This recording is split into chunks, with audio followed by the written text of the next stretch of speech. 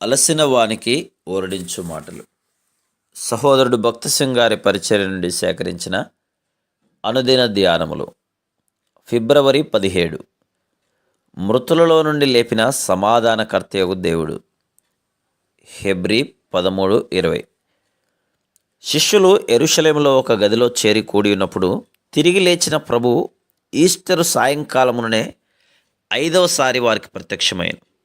వారు ఇంటి తలుపులు మూసుకొని ఉండగా ప్రభువు లోపలికి వచ్చి వారి మధ్యను నిలిచెను. ఆయన మొదటి మాటలు ఏమనగా, మీకు సమాధానము కలుగునుగాక. యోహాను సువార్త 20:19. 21వ వచనంలో కూడా ఆయన ఈ మాటలు చెప్పెను. గనుక మన సమాధానమును కాపాడుకున్నట ద్వారానే ఆయన పునరుద్ధాన శక్తిని ఎడతెగక అనుభవించగలమని ఇది మనకు చూపుచున్నది. శత్రువు మన చెంతకు వచ్చి మన సమాధానమును కలతపరచును. దీనిని బట్టి అంతమున వాడు మన హృదయంలోనికి అన్ని విధములైన భయములు, సందేహములు, మోసయుక్తమైన శరీర సంబంధమైన శోధనలు తీసుకొని వచ్చును.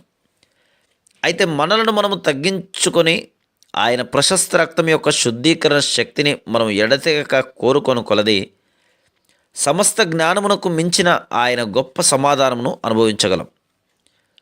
దేవుని వాక్యము ఇలాగున చెప్పుచున్నది, నీ ధర్మశాస్త్రమును ప్రేమించు వారికి ఎంతో నెమ్మది కలదు, వారు తూలి తొట్టిల్లుటకు కారణమేమీ లేదు. 119వ కీర్తన 165వ వచనం.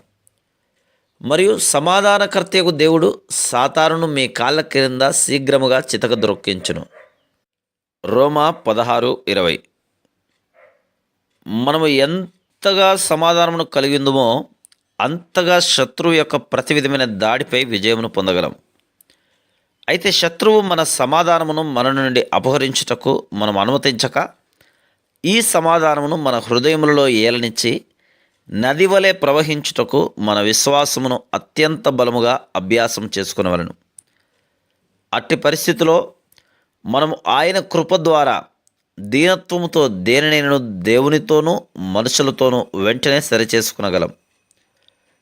వృద్ధి చెందుచున్న అధికమగుచున్న అంతరంగా ఈ ఆత్మీయ సమాధానం ద్వారా ఆయన చిత్తమును గురించిన నిశ్చయతను కలిగి ఉండగలం.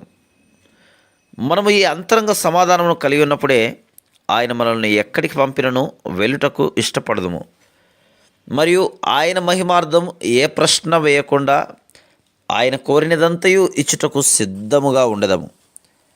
ఆయన శిష్యులతో ఈ మాట చెప్పి వారి మీద ఊది పరిశుద్ధాత్మను పొందుడి అనెను. యోహాను సువార్త 20:22 వచ్చును. మనము ఆయనకు లోబడు కొలది ఆయన ఆజ్ఞలను మనం సంతోషముగా నెరవేర్చుటకు ఆయన తాజాగా పరిశుద్ధాత్మతో మనలను అభిషేకించును. Praise the lord.